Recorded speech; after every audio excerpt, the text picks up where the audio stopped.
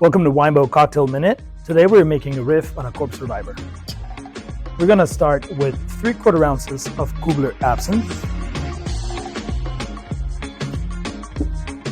3/4 ounces of St.Elder Elderflower Liqueur, 3/4 ounces of Lacuesta Vermouth Blanco,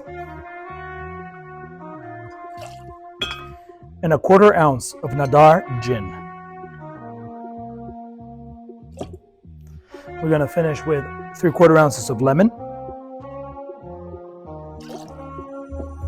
and give it a nice shake.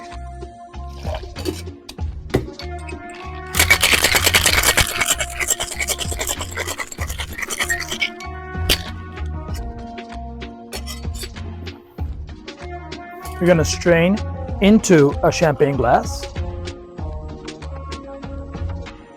and finish with a lemon garnish. Express, twist, and finish. Cheers.